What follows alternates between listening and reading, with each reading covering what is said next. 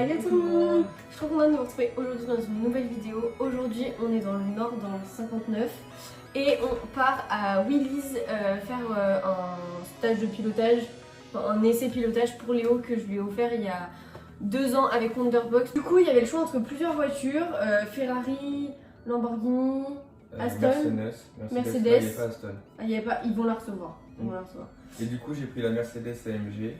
Ouais. GTR V8 biturbo. Voilà, elle est verte et tout, enfin, vous allez voir, elle est trop canon. Et du coup, sur les stages de pilotage comme ça, il faut que vous fassiez attention. En gros, avec les Wonderbox, vous pouvez choisir le lieu, un peu la voiture et tout, selon les organismes. Mais par contre, là où il faut que vous fassiez attention, c'est qu'il y a, franchement, il y a 95% des organismes où en gros, ils vous proposent d'être passager et pas conducteur. Donc ok, c'est cool, il y a les sensations et tout, mais franchement bien faire attention quand on réserve parce qu'arriver le jour J, si vous ouais, voilà, c'est pas ouf. C'est mort, si vous avez fait 4 heures de route comme nous, bon voilà. Et toi, t'aurais kiffé être passager ou non, franchement ça vaut pas le coup. Non, c'est mieux d'être volant quand même. Vaut mieux conduire. Après, faire attention, il faut avoir au moins 1 an de permis. Ouais, c'est vrai, parce que sinon c'est mort. Donc faut pas l'offrir à quelqu'un qui vient d'avoir le permis, ça vaut pas le coup. Bah après, il peut la garder 2 ans, mais franchement c'est pas le truc. Ouais, après déjà c'est déjà galère pour trouver une date et le lieu pour le faire. S'il perd 1 an, c'est la galère. Donc du coup voilà, on va vous emmener avec nous. Et puis bah vous allez voir un peu le pilotage et tout, vous allez avoir beaucoup d'extraits. Et ensuite on loge sur Aventure-Help, donc dans ce magnifique appartement, ce Airbnb. Du coup je vous ferai un room tour et tout, et je vous montrerai un peu ce qu'on a fait. On est passé par Valenciennes, qui est un peu la plus grande ville proche. Après il y avait Lille, mais ça refaisait encore de la route.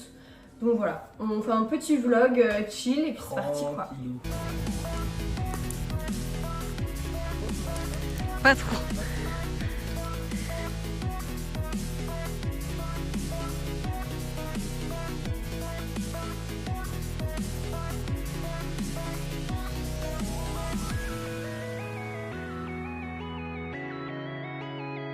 T'es stressé à combien? Et tu fais caca culotte là.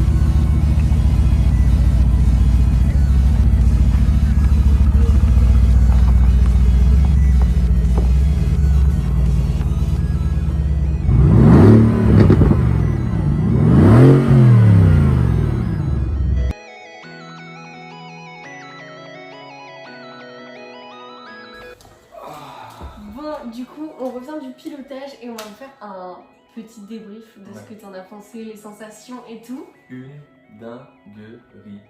Un truc de ouf. C'était trop cool. Après, du coup, en arrivant là-haut, l'organisation, c'était vraiment un petit truc. Moi, je m'attendais plus à un style garage voiture, toutes les voitures de sortie et tout.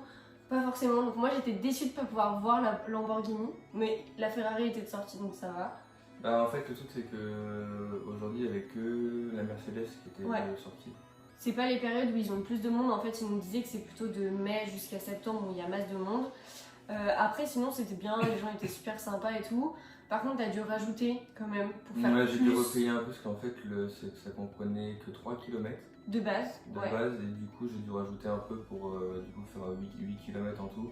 Mais bon, la voiture va tellement vite que les 8 km, c'est pas vite. Bah, franchement, au total, en gros, ça fait moins de 10 minutes de conduite. Ouais, c'est ça. Même en ayant rajouté du coup avec 8 km. Donc franchement, c'est pas beaucoup, mais il faut vraiment venir le faire juste pour l'expérience et je pense vraiment se prévoir un week-end autour à côté. Parce que venir que pour ça sert à rien. Après, nous, c'est qu'on était à 4 heures de route. Ouais, et puis du coup, ce que j'ai dit au gars, j'ai dit on a fait 4 heures de route, donc autant faire plus. Enfin, on n'avait pas faire que. Enfin, j'avais pas fait tout le On aurait fait 1 heure de route, peut-être qu'on aurait. Ouais, on serait baladé, on serait reparti.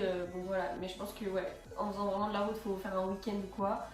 Et du coup, ouais, bah vas-y, raconte un peu le. Bah, du coup, en gros, on rentre dans la voiture, le mec nous dit de nous installer, Ouais.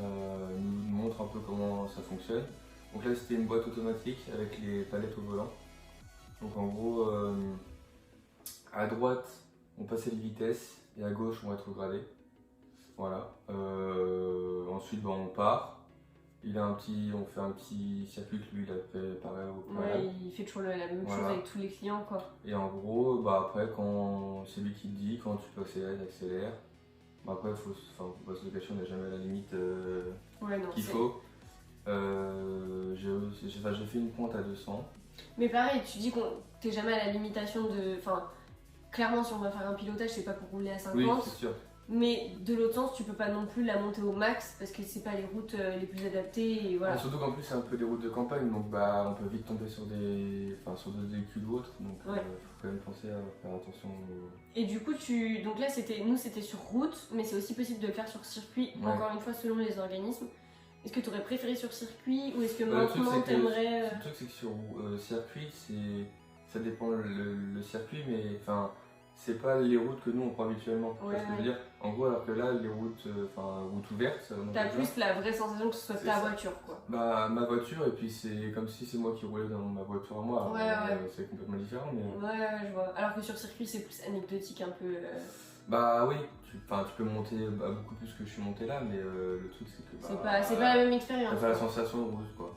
Ok, bon, c'est pas la même expérience. Mais non, franchement, si vous pouvez le faire, faites-le. Il a pensé aussi à envoyer son chèque, voilà, c'était avec la Wonderbox. Ouais. Il a bien envoyé son chèque à l'avance sur son temps de validité, parce que sinon, bah, vous allez arriver Sinon, là-haut et puis vous allez devoir payer, repayer en gros la Wonderbox.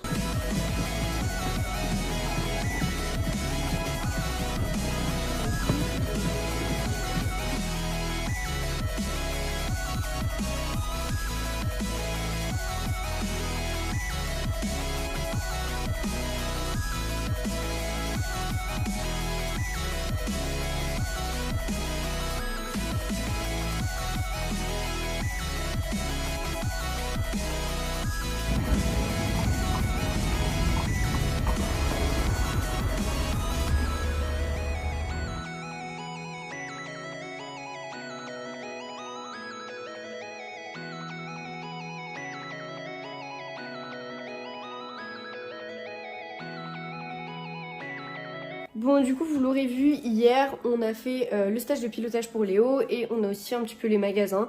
Donc moi, comme d'habitude, je n'ai rien trouvé. Une robe transparente, je vous ai filmé, c'est horrible. Et un pantalon Zara, mais qui est trop grand, donc dégoûté. Et j'avais vu une robe en XS, peut-être que je la commanderai, je sais pas, mais évidemment, il n'y avait pas ma taille, sinon c'est pas marrant. Et du coup, Léo va vous faire un petit haul de ce qu'il a acheté. C'est tout Bershka. C'est tout Bershka. Ah si, mon magasin favori. Ah oui, et les chaussures, c'est courir. Tout Bershka, alors un t-shirt blanc, je sais plus trop ce qu'il y a dessus. Big Joe's Automobile. Avec des petits motifs derrière. Voilà, attends, remonte derrière, c'est quoi? C'est une voiture San José. Voilà, canon. Ça rappelle le pays. Ouais, c'est ça, MDR. Et un petit jean. Un cargo. Avec... Les poches, elles s'ouvrent ou pas? Ouais. Ah ouais, mais elles se ferment pas. Ok. Voilà.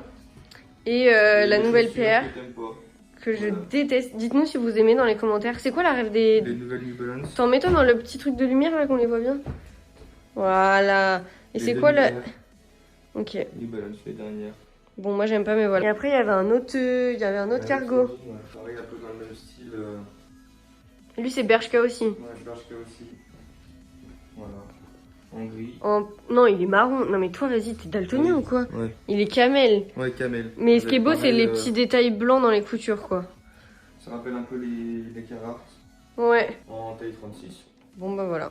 Merci Léo. Voilà, T'as un code influenceur ou pas? Non, t'en as pas? Je suis pas encore intégré. Merde, c'est dommage. Bon, du coup, je vais vous faire un petit appartement tour de notre Airbnb. Donc, suivez-moi. On rentre par un petit escalier. Donc, au début, ça fait un peu placard. Mais après, l'appartement, il est vraiment ouf. Donc du coup quand on arrive, là on a un placard mais on s'en est pas du tout servi. Et là, tout là c'est la pièce à vivre. On va d'abord commencer par la salle de bain qui est trop canon. Du coup faut pas être grand, mais voilà j'ai Airbnb. Du coup c'est hyper moderne et tout. Là on a un miroir qui s'allume comme dans la télé-réalité, hein, vraiment en mode très star. Avec des trop beaux éviers, une belle douche. Bon, là c'est mouillé, mais voilà. Donc ça c'est la salle de bain. Ensuite, là on a la cuisine qui est hyper grande. En vrai elle pourrait être plus petite je trouve, mais trop canon. Et elle est hyper moderne. Donc du coup elle fait tout le long comme ça. Dans la pièce à vivre. Donc là sur ma droite il y a en haut la chambre à coucher. Et là c'est un rangement voilà, des propriétaires.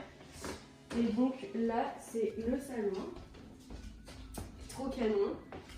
Donc voilà, avec un petit canapé, un petit bar, des petites décos. On a vu sur la petite ruelle en bas un peu typique au niveau des maisons. Voilà, en plus il y a l'église qui sonne, avec le petit volet vert et tout, c'est trop chou.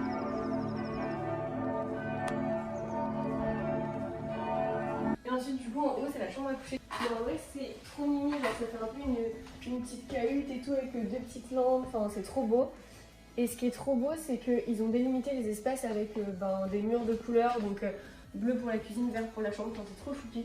Donc voilà pour notre Airbnb, je vous mettrai le lien en description avec un code de parrainage si ça vous intéresse.